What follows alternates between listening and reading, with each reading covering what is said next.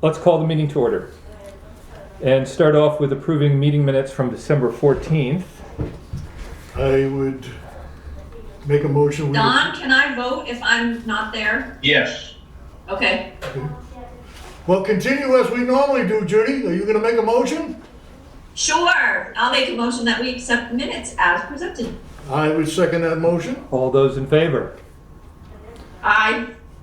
Aye, Aye, Chris Woods. yes. All right, payroll and manifest. Motion, please. Make a motion we accept the payroll and manifest. I would second that motion. All those in favor? Aye. Aye. Aye, Chris Woods. Okay, so new business. Starting off with ARPA funding discussion. Before we do that, let me just quick, Chris, introduce you to Mike Campo. Mike's our new auditor. Yes, hi. And Good morning, Mike. we invited him to just observe what we're up to. Yes. So I'm gonna take a shot at sharing my screen. And let's see what happens. Let's see, screen 1, screen 2. Are you seeing a spreadsheet? Nope, No, sir. How about now? nope. Nope.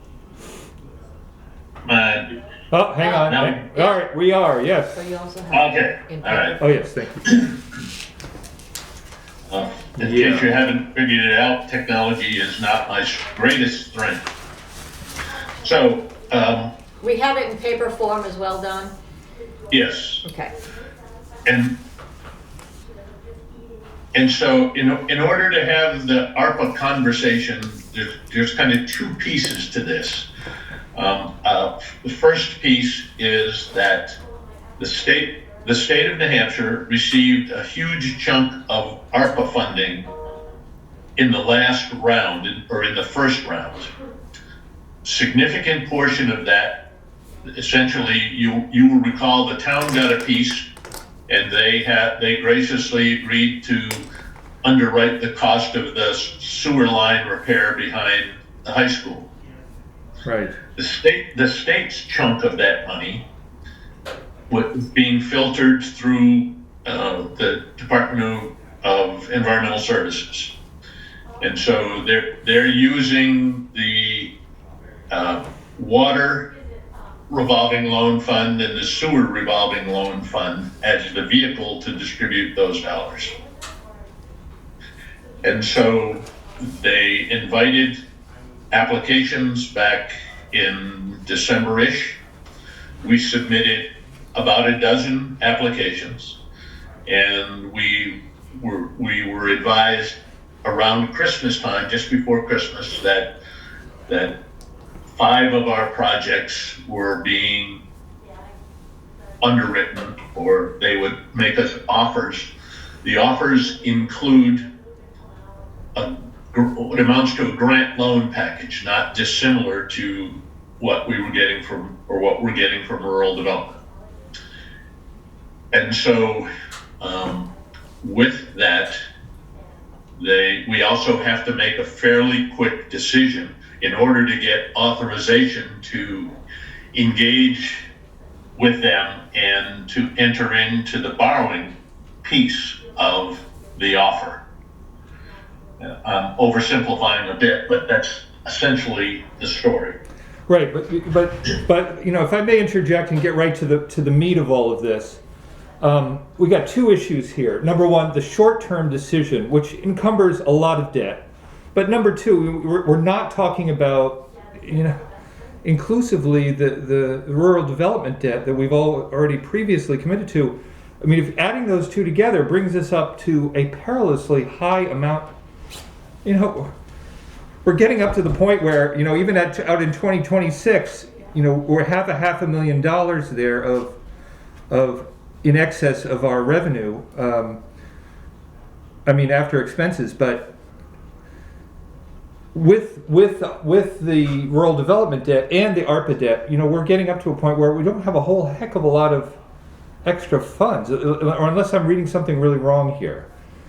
No. Essentially what you're reading is in this box is the offerings. In this box is what we've already committed to with rural development. Yes. And so this, in 2026, let me see, you are, let's see if I can show that. Yeah, there you go. In 2026, that's an estimate that the full burden of the borrowing from rural development is going to hit the books. At which point, that number, the highlighted number, reflects current debt service obligations that we currently have and the full debt load from the rural development package hitting the books. At So that nothing point, with ARPA. nothing with ARPA. So, and so the ARPA piece You're right, Chris. is here. Huge. So the ARPA. Yeah, and you have to split that out into water, well, I guess you don't really have to split that out into water and sewer, where, you know, We're looking at, 500, we're talking almost $1 million a year, If you add, if you. right? 800 and. Yeah, right. Add ARPA to Yeah. it. Over. If these two, you know, I've separated water and sewer out, and the same is true here. I haven't, Right. although I'm using gross numbers. In order, you know, as we move ahead, we're gonna have to break it out because there are Right, consequences in but for terms right of. now, we've got 507,000 that we're talking about for, just RD, and then we're gonna throw, and is that another 350? 340, Yeah. right. 341? Yeah. So, you know, you're Yeah. talking $850,000. Yeah. Can we do that? Can Well, the town it's more a matter of do what, it's more a matter of, you know, what is left in above and beyond our expenses at that point. So that means we're down to like $150,000 of money that we would have on hand, assuming our, you know, all of our revenue and expense projections are correct. Chris, where are you getting that figure from? Well, I'm 150? taking, we have like 507,000 minus the 340. So that's, I'm just doing some rough numbers there. And more like 250, but yeah. Yeah, it's, I mean, compared to where we are, it's very skinny. So, but let's You know, I think to be fully, you know, I'm a big picture thinker here and a long-term thinker.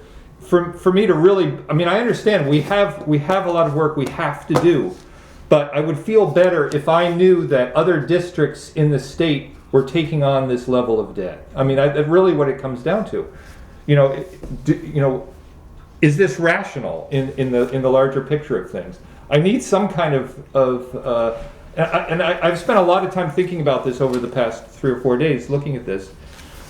You know, is this rational? I mean, are other districts, are other similar entities taking on this level of debt?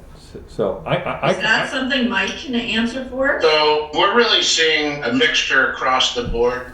For some of the same reasons you guys have expressed, some municipalities are choosing, you know, that's great. We've got, you know, an ARPA offering, but this is, you know, going to put debt on the users at a time that's not convenient for the town. So some of these municipalities are turning down the ARPA projects, saying, well, it's simply not enough, or the timing's bad. You know, maybe we wanted to wait 3 or 4 more years for more debt to retire before we add another load onto our service. And then there are other municipalities that, you know, maybe have a larger user base, and so adding a $5 or $10 million project is not as much of an impact to the user base. Yeah. But, you know, that's spread out across thousands of users. The thousands of users that Plymouth Village does not have. Right. To absorb that. So we're really seeing a mixture across the board. So, and really, I'd say it's the smaller municipalities that are really struggling with, do we move forward with this or not? You know, there's some that are not. And again, some even cities like Concord, who have a larger user base, they don't want to upset their own user rate. So they're saying, well, that's great. We've got, maybe $2 million in ARPA offerings, but we're not going to move forward with the project. We'll pick maybe one or two small higher priority projects, but the rest forget about. We'll wait for maybe what might be a better grant offering with the Jobs Act, which is anticipated to roll out next summer. Yeah, and I was gonna suggest that we don't have to jump into all of them. We could pick Highland and Russell and leave the other ones. Yeah. I was gonna ask Mike Campo what he thinks. So I have actually looked at Dawn's expense projections, revenue projections, and one of the concerns I had is that looking at 2026 in particular, you see a big spike in your debt service. In terms of other village districts similar to you, I do Merrimack Village District down in the southern part, and I know that when they're evaluating debt, the impact on the user fee is going to be determining factors. So I think that, my opinion would be that they would be very hesitant, knowing that there's already a spike anticipated for 2026. And the other thing I mentioned to Dawn is that when you look at the operating budget, a 2% increase is probably light. You're probably looking at a higher increase. I believe inflation is somewhere around 6.1. I think that when you're looking at your approximate surplus of $500,000, I think you're probably looking at less than that. So the only way to make up that difference would be another increase in user fees. And when I look at this spreadsheet, I can see that there already was a substantial increase in user fees because the revenues spike in a certain year.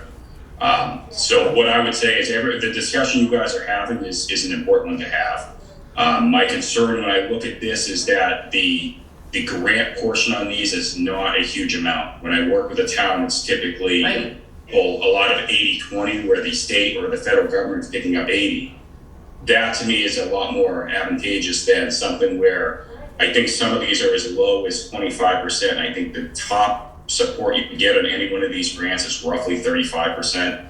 So, I would weigh all those considerations into your decision, but at the end of the day, accepting any more of these grants is going to result in higher user fees. As it is, I think that you're really looking at higher user fees to meet the debt requirements come 2026. Yeah. Well, we certainly. Go ahead, Mike. One of the other points that it is making this nearly impossible at this time is the COVID and the material supply chain issue. These stimulus projects are going to flood the market with work, and there's already, before the stimulus projects are even hitting the street for bidding, we already know that contractors are bidding projects 20-30% higher. So what does that tell you? Is that in the future that it's even going to be worse? So is the ARPA money only covering the increase in cost of the project because there's not enough contractors and workers to do this work? My other concern, Mike, is that whole supply chain thing. So we get into delays and things like that we've already gotten burned by. So maybe this isn't the time to jump into these humongous projects. Yeah, refresh my memory of what our obligation is in the rural development projects that we've already approved. If we do nothing there, we forfeit the funding. Is that correct? Yes. You forfeit a portion of the funding. The way rural development works is that the loan hits first, and then the grant hits at the end. So if say you spend money on a portion of the project, say you only do 50% of the work, you're using up that loan, so you still have to have the repayment. The free money comes at the end of that total project cost package. So the last 2 years, it's almost like you're doing work for free to maximize the use of that grant. So to put it in perspective, if you look at this chart, we've got to spend about $11 million before they start sharing the 7.2 million in grant. Correct. The only exception to that would be New Hampshire DES funding. Right. Yeah. So, from a quick and dirty decision-making perspective, we've got to borrow the 10 million before we can get to this. So there'd be some sort of a proportionalized formula, I suspect, but I don't know that. I mean, that needs to be investigated. Let's circle back a minute to the ARPA piece. From my perspective, I sent out, you have in front of you what I consider to be a conditional warrant article. Yes. At this point, I don't know that we should be making a yes or no decision. What I would propose is that we prepare a warrant article for each of the top 4 projects. The cross-country sewer piece that Jason and I were talking yesterday, we had a conference call last week with all 5 administrators at DES, and analyzing all of this has been convoluted because there's 5 different people involved, and they're all in DES, but they're all kind of using different formulas. So the long and the short of it, without trying to get into it too much, is that this cross-country sewer package, that we believe that we heard from them that if we were to not do the cross-country sewer package, that $450,000 in grant could be shifted to the Reservoir Road ARPA water project, which makes that leverage even better. So at this point, subject to verifying that, what I would propose is that we prepare a warrant article similar to the draft, and that's my draft. The lawyer hasn't had a chance to eyeball it, but that we prepare conditional warrant articles with the understanding that even if they are approved, you all as commissioners at the end of the day have to vote to accept the offer. So we still have to go through an application process with DES, the decision happening sometime in June. So if we submit the warrant articles, we stay in consideration so they know we're moving ahead, and we buy 4 to 6 months for further analysis. In my mind, some of the questions that you're asking today don't have answers. For instance, how many communities have offers on the books, offers like this, that are going to defer? What we know is that there is a defined amount of money that's been offered. They've offered up 100% of what they have to offer. If 50% of the offers are rejected, they have to distribute that money. And it's not clear at this point whether they're going to distribute that money further down the list. They had a valuation list, or whether there's the possibility that we could negotiate increased amounts of grants. I think that possibility is highly probable because most of the offers are being made. Most of the people on the list are municipalities. And if you don't have your warrant article approved by June, they can't allocate the money. So from my perspective, a conditional warrant article keeps the door open, but doesn't obligate us to accept anything until we get further down the road. Yeah, absolutely agreed. I think that's sound reasoning, yes. The other adder to that is that many of these projects, we are in the process of preparing a rural development funding application. So there's also potential that additional grant offerings could be offered from rural development.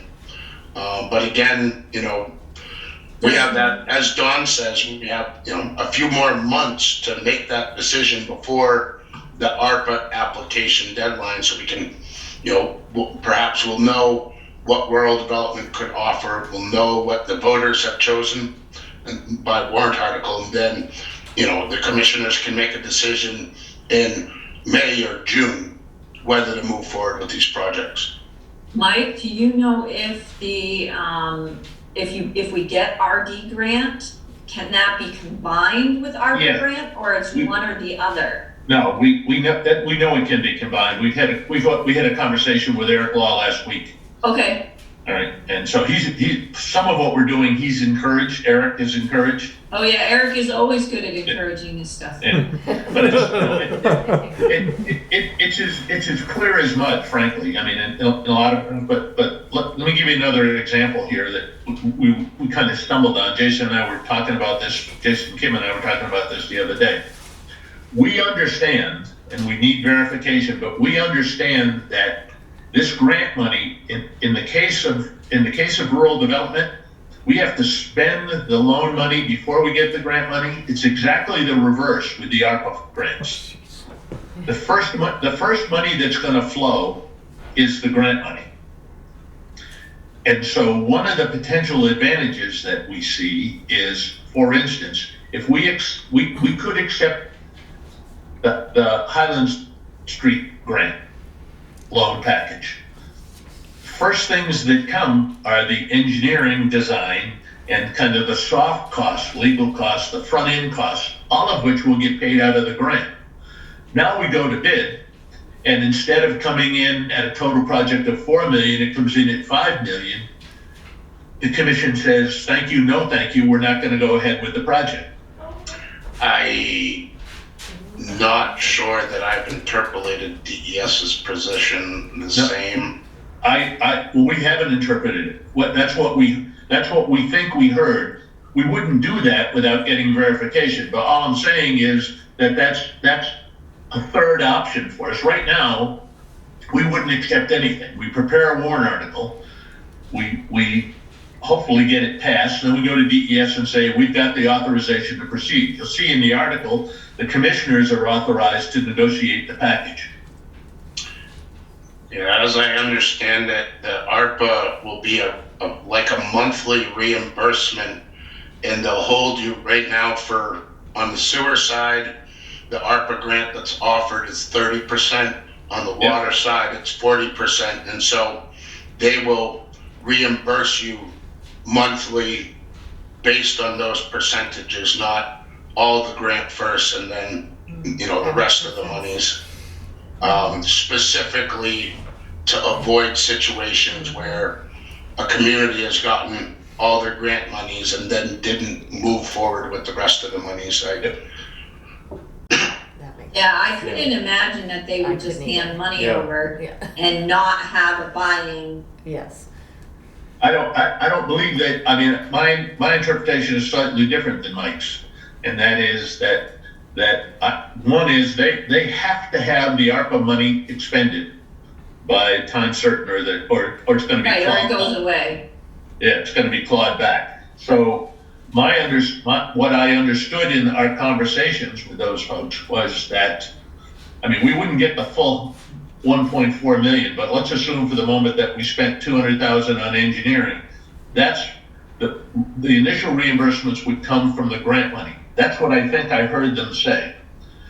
Mike's right. I mean, they may have anticipated the scenario that I described, and so they may proportionalize it. But we wouldn't, in my mind, I wouldn't advocate accepting the money until we had clear written understanding from them. How is this going to be administered? Mm-hmm. Are we obligated? And so if, as an example, if we accept the Highland Street package and they give us, it's a $4 million project and they give us $1.4 million, we have to borrow 2.6. I want an answer about what happens if that bid comes in at $5 million. And after the initial ARPA application goes in, DES will produce a grant agreement that will clearly define how that occurs. We have not We have not seen a single one of those agreements across any of our projects yet, so. You know why, don't you? Because they haven't figured out who's on first at DES yet. Yeah, but I mean, when we talked with Tracy Wood, they were pretty clear that they wanted to specifically avoid where anybody would get a greater percentage of grant Yep. than what's been identified in these lists. So again, my interpolation is that they'll hold the district to 30% reimbursement on the eligible sewer projects and 40% on the eligible water projects. Yep. And my only observation is that's today. And roll the clock ahead 3 or 4 months, town meeting is over.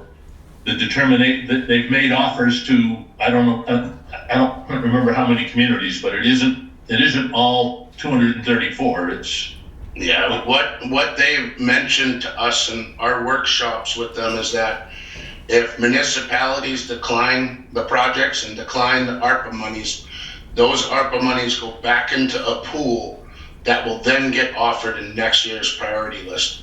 So they will solicit another group of projects for next June, and that will have the leftover ARPA monies as well as the new Jobs Act monies in it. well, debating our different perceptions is, it's not fruitful. I guess what I would say is the picture will become increasingly clear. Right now, it's uncertain. The only thing we know with a high degree of certainty is this is what the offer is. I've kind of noodled this. This number alarms me when you add the 340. Yes. There's no question. I mean, right now, I mean, you commissioners will recall, and I put it in one of the notes, back pre-pandemic, we were up to our neck in a rate model analysis. And then along came the pandemic. And so that's hanging fire. That's about 95% complete. And Judy, you asked the question, have I looked at that in the context of this? Because all of these projections are based upon our current rate, which hit in 2019. So we have not even, decided if we like the new. No, I know that. I know that. We still have to chew on that. And if I may add, we haven't really discussed inflation. I mean, this is something that's popped up recently. It's a reality that we have. We're going to have to put against our rates going forward. Absolutely. Our rate can't sit flat in the face of 5% inflation every year. Yeah. So. Well, and again, that's I'm advocating a non-decision. Yeah, I think unless somebody has something else to input, I think we're very much on the same page here in agreement that we should go ahead with the warrant articles and play this month by month. I mean, we don't really know, and we can't predict in any way what the heck we're going to agree on Well, if they 2 or 3, 4 months from now. all we need is the authority to move Yes, forward. right, the option. We don't need to move forward. Right, And that's basically what That's the right. warrant article should say. Right. Just that simple. Right. I mean, we're You proceeding should with also- caution. There's a couple of other things in consideration. One is some of the current debt, some of the stuff that's we're paying for now is that it's above 3% interest. We could pay that. It may be too soon, too late, too soon, but buying some time allows us to go to the bond bank to see about refinancing some or all of that, which could potentially reduce some of this. I thought some of our debt obligation could not be, Judy. I don't I think know. that's to the point. That's where we are at this point. Yeah, I thought we refinanced. We refinanced everything we could. Okay, all right. I was not aware of that. Yeah. So, well, take that. But the other is as we extend this out, this ends 2026. The debt service schedule goes out to 2056 or around that. there are some of the current projects fall off over time. So this number is the kind of the peak, and so this tends to decline. And again, I'm not advocating we do anything other than more analysis. And we obviously don't have enough time between now and the public hearing in February to do the kind of analysis that would allow us to say yes or no to the ARPA offerings, which is why I'm suggesting we do kind of these open-ended conditional warrant articles, which continues to keep that door open but doesn't bind us to anything. We're not going to sign any contracts until, we're not going to be looking at the possibility of signing contracts until after you get the authorization. So this buys us at least until April 1st. I think there's 3 more pieces to this as well to add. The projects in the ARPA list also received state revolving loan fund offers for the loan portion, which comes with an additional 10 to 15% principal forgiveness, as well as making them eligible for state aid grant funding, at least on the wastewater side, which just passed the House in the State House and going to the Senate right now to fully fund those projects. And the state aid grant funding offers between 20 and 30% additional grant on the principal and interest annually. So there is some additional funding that would come along with some of even the loan side of these projects. Could come along. Yeah. The debt forgiveness piece is dicey from my perspective in that, one, you have to borrow the money because it's so the money the payment schedule is going to reflect that money, and then you get the money after the fact. But beyond that, the state hasn't always been reliable when it comes to the commitments to fund things locally. And so, that's been a kind of an on again, off again. Some years they fund it, some years they don't. And again, that's not an argument against or for anything. It's just an observation that yes, that in my view, this presentation here is probably worst case. The interest rates, I use 2.5%. That we heard last week, it's anywhere between 1.2 or 3 and 2. So the interest rate's high. There may be some debt forgiveness with some of these loans. And if the bill passes the Senate, there may also be some additional grant money associated with this. All of which is kind of an if-come proposition.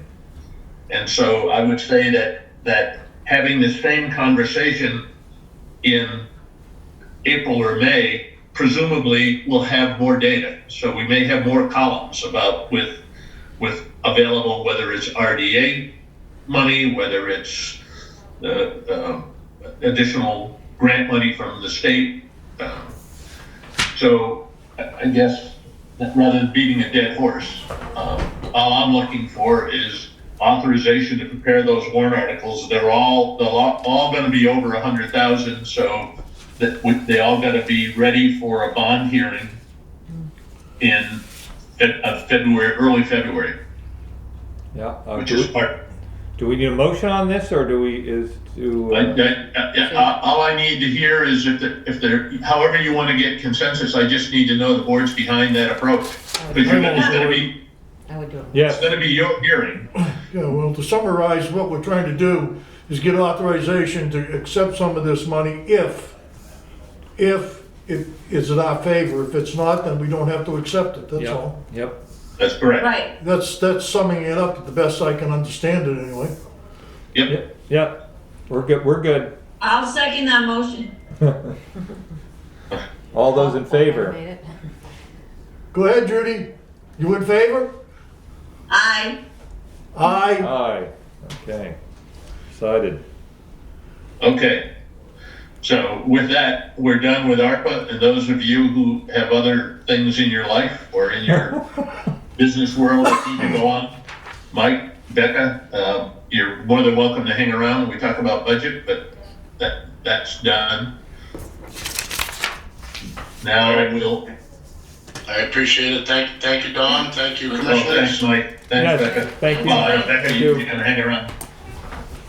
Alrighty, bye. Next on the list, next up today. Mike? Oh, Mike, you can, Mike Campbell may have left already. Yeah, Looks like it. now we've got another Mike again. Thank you. Okay. all right, so next up is item 2, water audit, ARPA grant application. Go ahead, Jason. Sure. So as part of the ARPA offerings on the drinking water side, we applied for 3 different grants.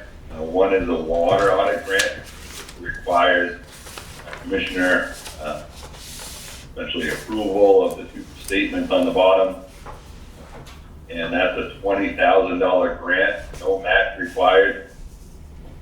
We've applied for drinking water asset management grant of $100,000 grant, no match required. And we've applied for a strategic planning grant for $50,000, no match required. So those are the 3 grants as part of the ARPA offerings that are strictly grant only.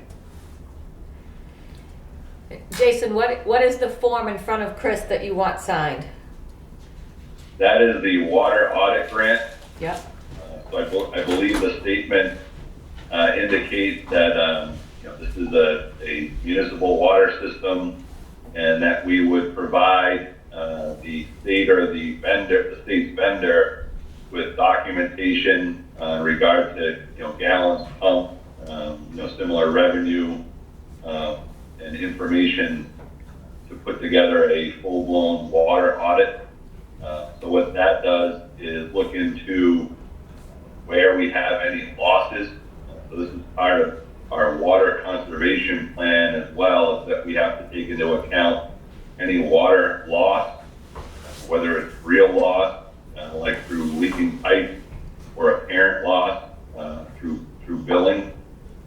So this will supplement our water conservation plan and give us a very in-depth look at where we are and how many gallons are pumped, how many gallons we're billing, and if there's any holes there, we can hopefully close any gaps.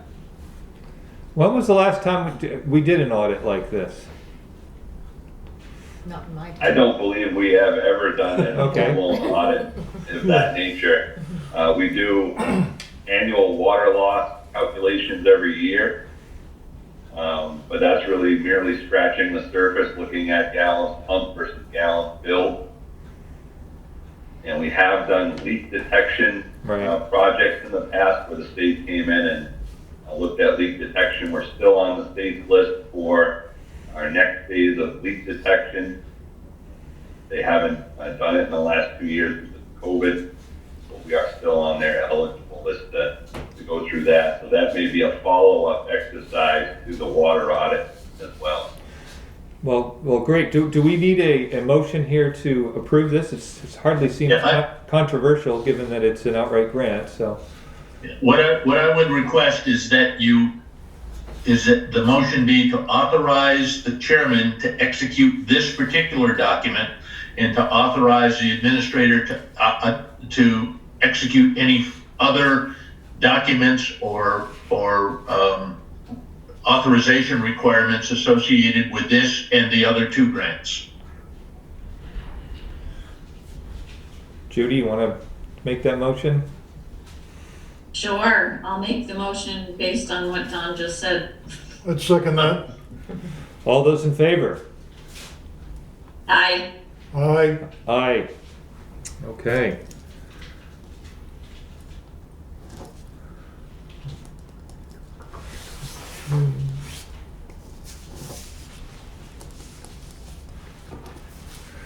Okay, it's duly signed.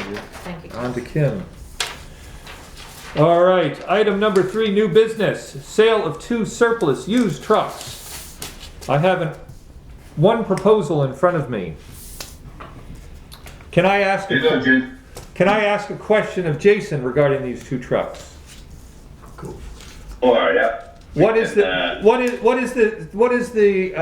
status of the frames on each of these 2 trucks, and why are we deciding to sell them? Then I have a reply based on your input. Sure. So let's see, which one's the first one?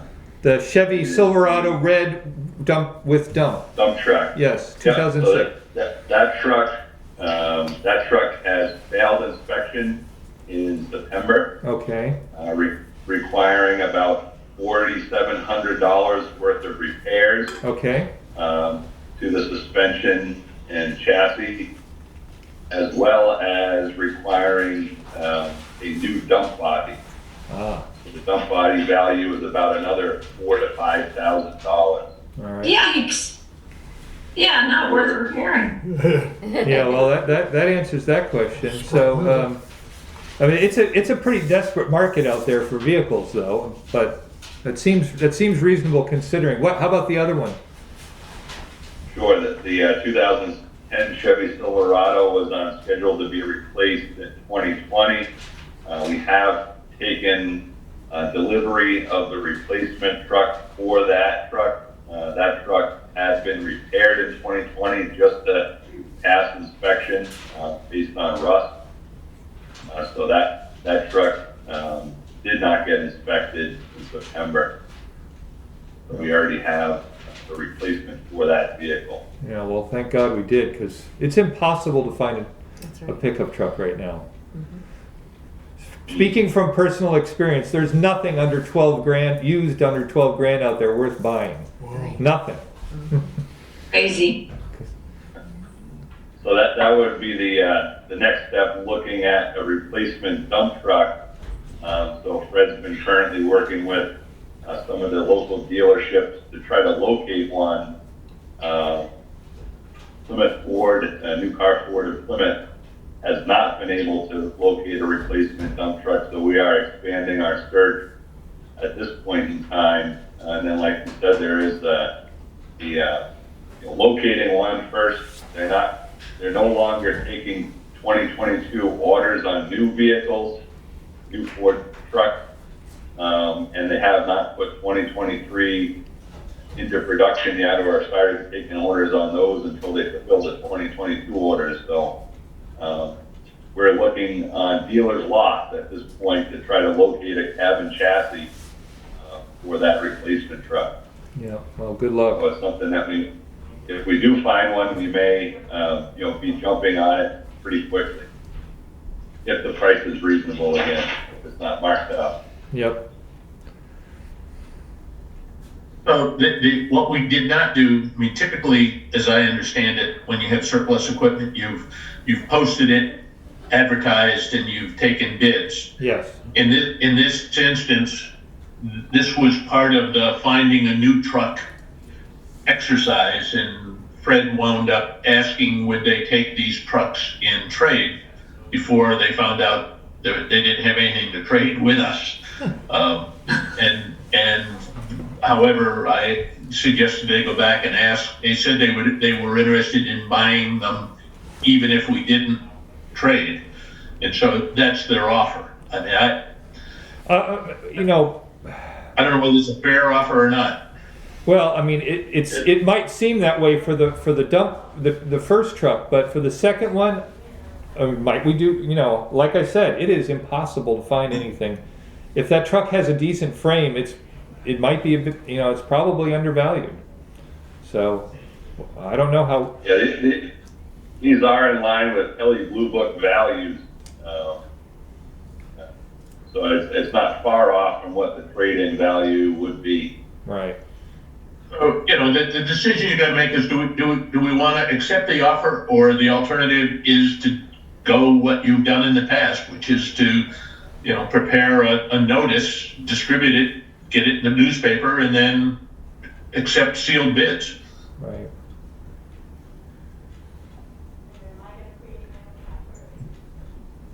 don't know what to say. One of them's not gonna be inspectable. Yeah, no, I mean, Move them along. yeah, I mean, one sounds like junk, so. right. Jason's gonna spend too much time. with Yeah, it. I mean, I'd say I'm good with moving them on too. Yes, I would agree with that. Yeah.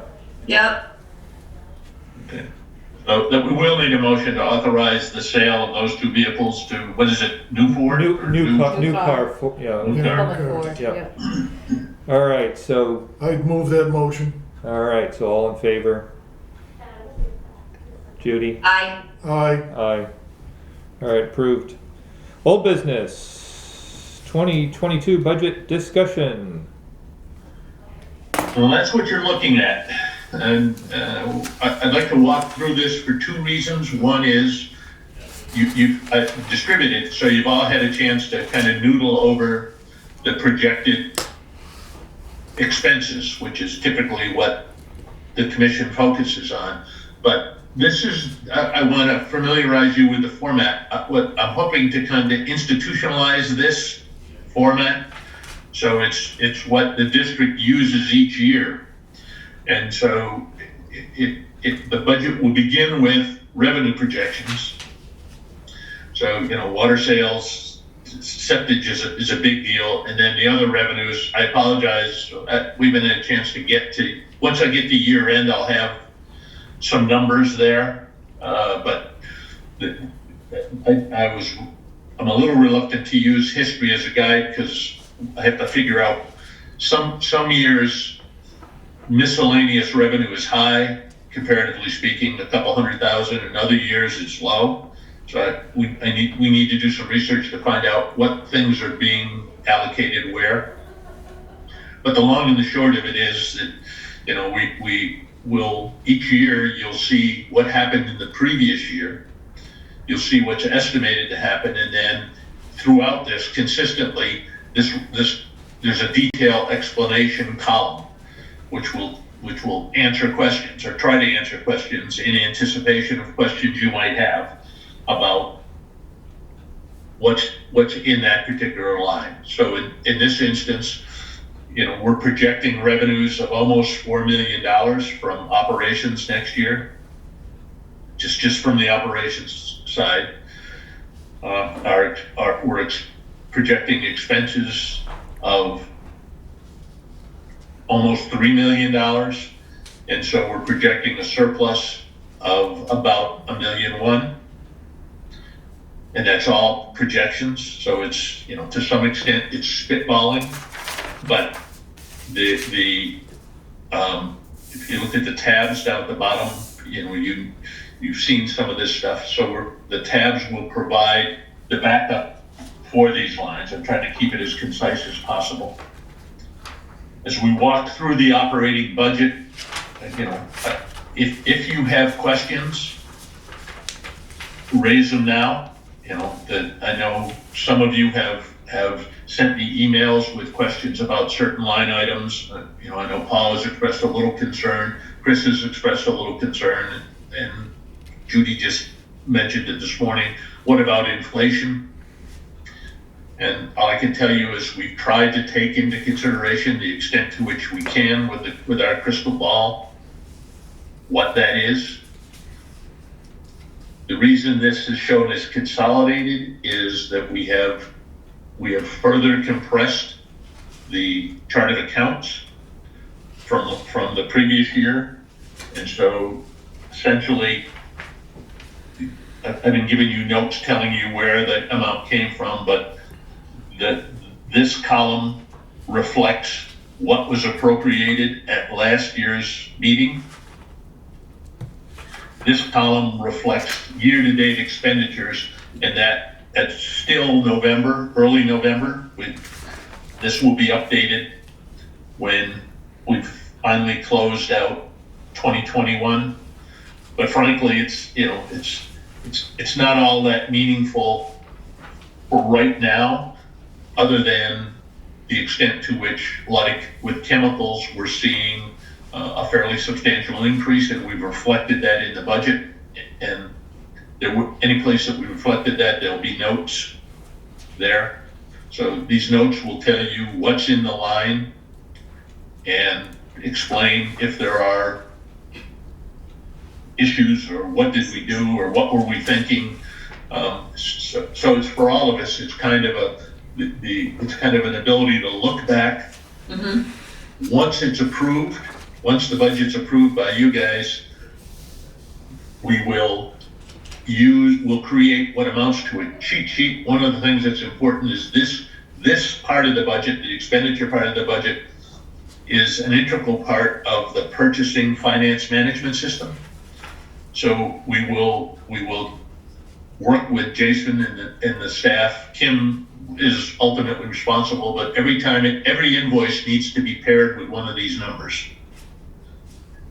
And so one of the reasons for these explanations is for you in your decision making, but it's also guidance for Jason and the staff and Kim, so that we're posting expenses against the appropriate place, so these numbers are meaningful as we go down the road. So let's start. We're on the sewer budget. Do any of the three commissioners have questions or concerns about what's reflected overall in the sewer budget? We're talking about a modest increase. It was $1,581,000, $1,582,000 last year. We're talking about $1,599,000. What's behind the huge increase in chemicals? Inflation. A huge increase in chemicals. Geez, 25%. Shipping. Go ahead, Jason. Yeah. Yeah. Trucking. Huh? Trucking and chemicals alone. Yeah, so the chemical company formerly was able to give us annual cost for what we usually use. This year, due to uncertainty in manufacturing and trucking, they were only able to give us a projection for the first quarter. In the first quarter, they were increasing by 25%, and they said there was no guarantee beyond that what any additional increase would be. So we have added an additional 25% onto the first quarter increase to project out for the remainder of the year based on the quantities we typically receive. So there's the level of uncertainty there. Yep. Apply. Well, better to err on the high side. Absolutely. Yeah, Yep. What raises another question in my mind is, are you comfortable with a $10,000 contingency, or in light of that, should we double that? Well, that's a good point. that is a good question. Especially coming off of this latest project where, we realized our contingency was not what it should have been, could have been. That project contingency is a conversation further down in the budget. Yes, right, but just. This would just be operational perspective. No, I understand, but it's still nonetheless the same animal. Oh, yeah. Right. Yep. Well, it's pretty easy to press for a higher number there, given inflation and all the other supply uncertainties. 20,000 is not that big a number. Well, you get gas prices going up, you get everything going up. Right. So, I'd rather have a little bit. a little more of a cushion. Yeah. Yeah, no, I don't disagree with that. I think you're right. Yeah, why not? The magic of technology. Right. Given that we're looking at 1.6 million. You're still only looking at like 1 or 2% there for that contingency, so it's pretty low percentage-wise. All right, so we've increased that 20. We'll hit the same line when we get down to water. Yep. It's the same premise with water, the same setup, same structure. Right. Yes. And so, again, other than changing contingency to 20,000, any other concerns? Nothing else that leaps out at me. Okay. It's just, again, those chemicals are insane, so. Yeah. It is, but it's our lifeblood. Yes, Right. it is. So, and this portion, this is new, comparatively speaking, but this isn't it kind of, what I'm trying to do is get our financial picture all in one place. So we understand what we're doing. It's been a fair amount of time. I'm still not 100% satisfied. I've got all of the details sorted out, but I'm pretty close. This part of the budget, I'm working with Kristen at MTS to develop the conventions for the coding, the GL coding for the trust fund allocations. And these are these top ones up to this point are allocations that you've already made. So these are here. One of the things I'm working with Kim and the trustees on is the kind of the bookkeeping, for lack of a better description, of the capital reserve funds. They've not encumbered them. So as an example, in 2016, you had a warrant article committed $60,000 from the water line replacement capital reserve against the rural development grant. No place has that been recorded. So we're still carrying a balance that's $60,000 fat in my mind, and since it hasn't been encumbered in the capital reserve spreadsheet. And we're trying to set that up now so that we're keeping track of all of these numbers are no longer available. We haven't spent them yet, and we haven't drawn them down. But you've committed them as the agents to expend. And that somehow or another, we need to keep a firm record so that we're not spending the dollars twice.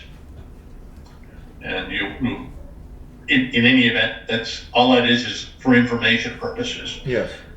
For you, we'll be working with Mike Campo and our lawyer to get, for me, clarification about how do we deal with these in terms of expenditures, and tracking them separately. These items right now are for discussion. We're possibility of some number from capital reserve, some current capital reserve funds to be reserved for lead and deficient service replacement during the South Main Street construction project. Right.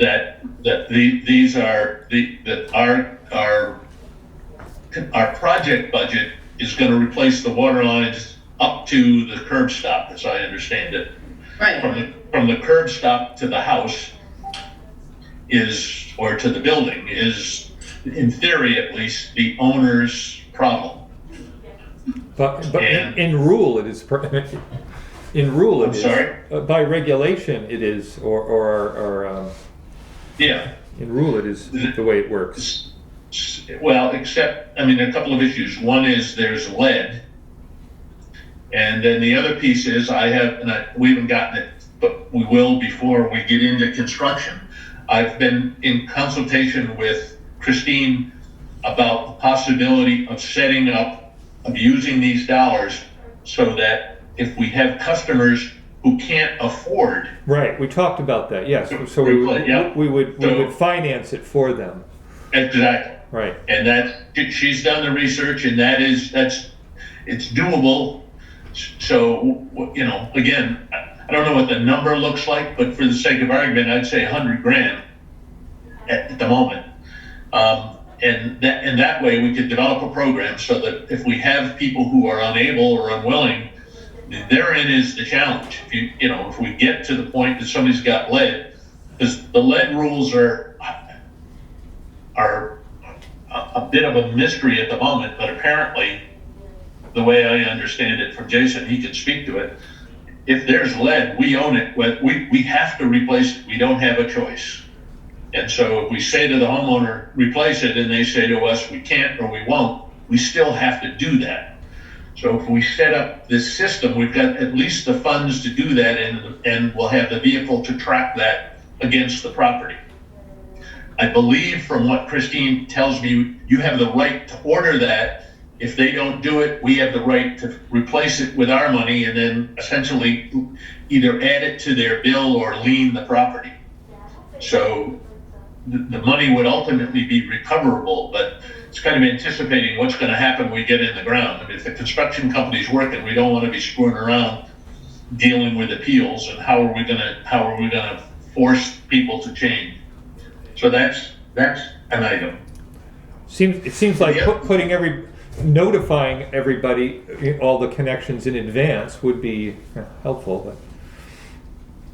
And also pointing them out that, this is an opportunity for them as well. While the construction is underway, if you've got a house that's 100 years old, now's probably a good time to consider replacing that water line while things are messed up. Right.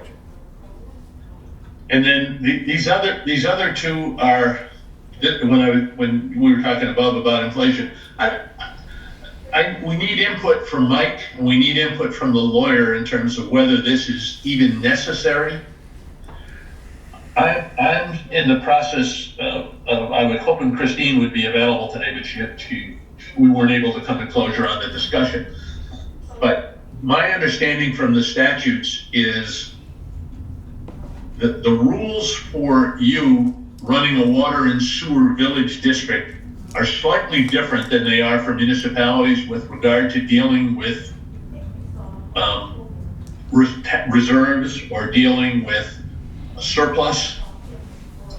And Christine did some original research. You'll recall back a while ago, we were talking about compressing some of the capital reserve accounts and ultimately eliminating those that are created by warrant article, because you can create reserves without without an annual meeting warrant article. And so I'm working with Christine to try to get that more clearly defined in terms of what is the process, are there limitations, and then having Mike weigh in terms of what's the administrative accounting process to do that. So we're doing it by Hoyle, for lack of a better description. So I plugged these in because Jason and I have had this conversation. What do we do if we encounter significant inflation issues? We're working it at the other end as well. We're working with Rebecca to create a spreadsheet that shows all of the rural development loan grant projects, separating them out by specific projects, looking at essentially a sources and uses analysis, and then prioritizing, so we're able to have a conversation with you about what happens next. We know that the PS1 budget is busted by somewhere between 15 and 20%. We know that the grant loan package is finite. It's defined. It's 1.82 or whatever the number is $1 million. And so there will need to be decisions made along the way in terms of what projects do we reduce or eliminate, or do we take from reserves the difference between what was estimated and budgeted and what comes in the bid and ultimately in change orders. But it's clear at this point that we cannot complete the projects that were funded by the rural development loan grant package with the dollars that they funded. And so there's kind of two sides to that ledger. There's managing what projects we decide to do. And there's a piece of that we discussed briefly this morning. What happens if we decide not to do Emerson Street? Is there a consequence from rural development in terms of recalculating the grant part of the loan grant package? So that's that's going to require further analysis and further investigation. But at the end of the day, where I'm trying to get to is essentially having all of this stuff in one place and being managed and monitored on a monthly basis, so that right now we're in this kind of state of uncertainty, at least for me. And so my thought is if we use this template as a way to manage it, so you'll see here, we've got the federal grant loan package. This is incomplete at the moment, but as we know that we have a loan from rural development for phase 1 of South Main Street, and we know that is $1,545,000. We're spreadsheeting that, or Becca's already got it spreadsheeted to show how much of that is engineering, how much of that is construction, how much of that is construction inspection. At some point, this amount is available. We've already spent the engineering piece. So we'll know how much of this amount remains, A, and B, then we go to bid, and we're able to compare the bid amount to what we have available and make decisions at that point. If the bid comes in so that we can do everything within the $1,545,000, everything's ducky. But if the bid comes in and this is short by $500,000, we need to make a decision then, not wait, because all of these, not necessarily sequential, but all of these are tied to that same package. And so hopefully by the time we get through the annual meeting, we will be able to review this this whole package on a monthly basis. What did we project for revenue? What are our revenues per date? What did we expect to spend for operations? What have we spent to date? What have we allocated for projects, non-operational budget projects? And where do we stand? So that right now we're in a situation, we know more or less how much PS1 has cost us. What we don't know is what's the right decision, because we know it's going to be, let's call it somewhere between $750 and $1 million overage. That's a spitball number, but it'll probably be pretty close. So where do we think, or where do we plan that money to come from? Are we gonna cut something off this list? I mean, I've already heard from the engineers, we're talking about, Bailey and Langdon being disposable. It was a part of I think this bigger project that took the sewer to the Campton line, and that's pretty much been removed from consideration. Is that right, Jason? Yeah, we've snowballed phase 3 north of Foster Street, so there is some funds there that could be reallocated. So we're keeping it as a slush fund. Wrong. Surplus. Surplus, yeah. Discretionary fund. In any event, mostly I just wanted to familiarize you with what this looks like. We're gonna stay with this template as a monthly management tool, for lack of a better description. It's weak at the moment. It's better than what we had, but it's weak at the moment because there are unanswered questions, some of which will need Mike's input on, some of which will need the lawyer's input on. But at the end of the day, hopefully it's going to put us in a position where we're going to be able to look at our overall financial position on a regular basis, whether it's monthly or quarterly, and understand where we are and make decisions in anticipation rather than when we're facing a crisis. Actually, I'm hoping that strategic planning money can be used to some extent to help with this, to refine this. And you've heard me talk about that North Carolina group at the University of North Carolina. They've got measures of health and success that ultimately will want to factor into this. So we can look at, it's standard, in many cases, I think it's standard business ratios, but debt to equity, operational expense to cash available, those kinds of things, so that you're in a position to make decisions proactively rather than reactively. We can. So with that, the only action I need at this point is to approve the proposed operating budget so that we can move ahead, have a hearing, get it posted, those kinds of things.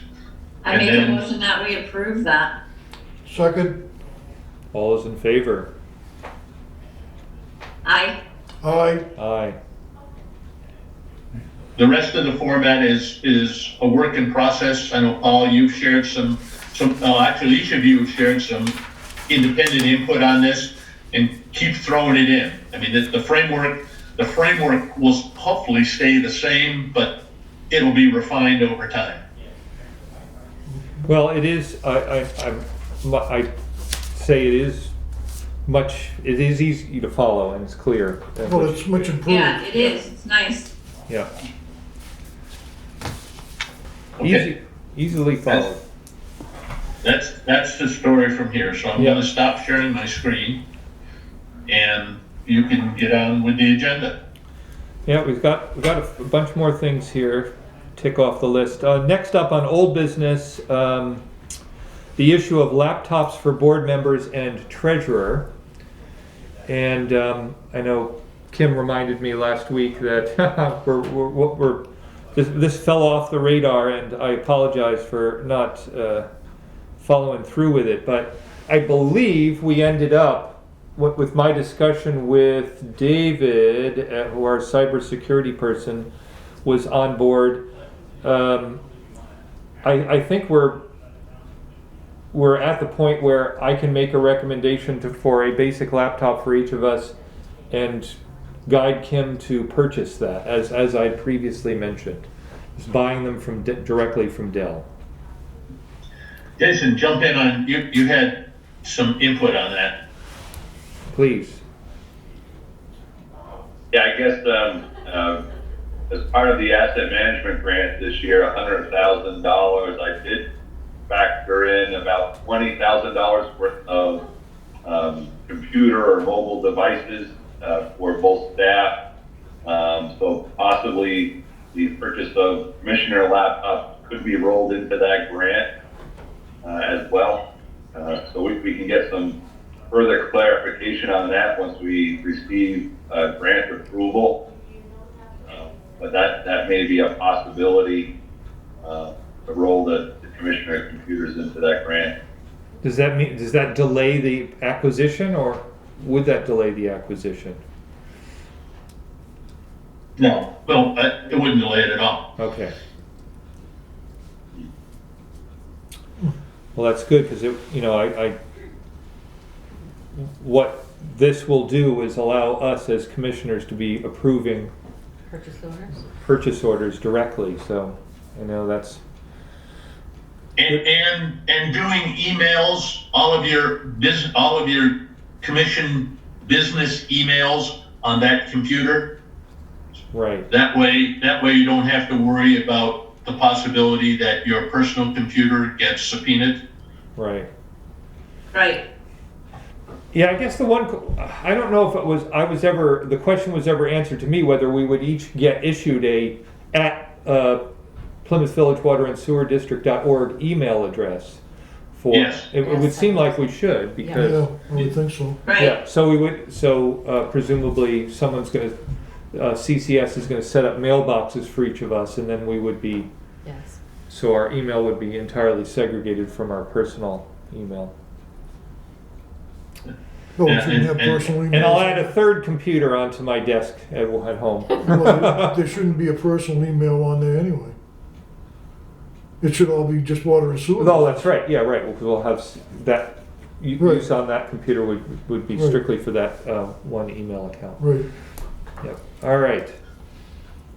So, I don't think there's any action required here except for me to, I mean, unless we have to approve the purchase, but, I think, well, Kim, well, it may be easier just to have a vote so we don't have to remember what we've had this conversation several times, whether we actually formally decided to proceed with the purchase. So why don't you just have a motion to authorize Kim to coordinate with the chair to facilitate purchase of the laptops for the commissioner and the treasurer?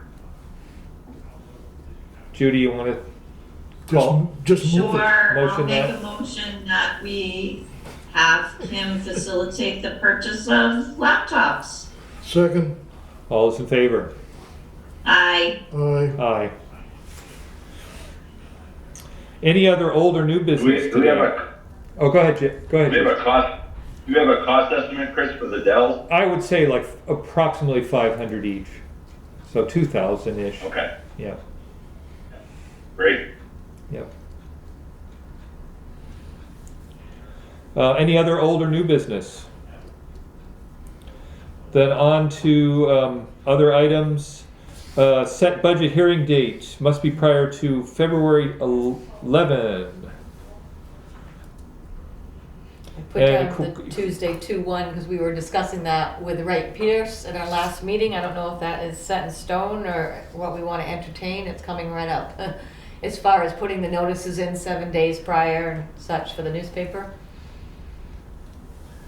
Well, would you say that again, Kim? I missed it. What's the significance of February 1st? We had talked with Mike and Becca in the last meeting that we were shooting for a date such as February 1st. And I have to do 7 days ahead of time for the newspaper. So if we're really looking for that time frame, we need to like move on it this week to get it in the newspaper. Yeah, I would ask that we not, that's coming up quick. We've got some stuff to do before that hearing. Yep, I'd rather wait a week. yep. Or So the whatever other the options are the February 8th or the February 15th is the very last date we could do it for a Tuesday. Well, it says must be prior to 2/11 or The 2/15. 8th is fine. Oh, The- you're the right, it nice has to thing- be the 8th for that one. Yep. Sorry, it has to be the 8th, it has to be prior to 2/11. So, Okay. so Tuesday, February 8th. Yes, I think that's what we, go with the 8th. Unless Okay. anybody's got a Thank you. reason not to. Yep. Yep. And would that be the same for the bond hearing, to have it on the same Yes. day? We'd have all of, any required hearings all happen on that same day. I think there's only two. There's the budget hearing and there's a bonds over 100,000. Correct. So that would be at 5 p.m. presumably. I would think so, yep. Yep. It's fine. Yeah. Normal for public participation if we Yep. have any, yeah.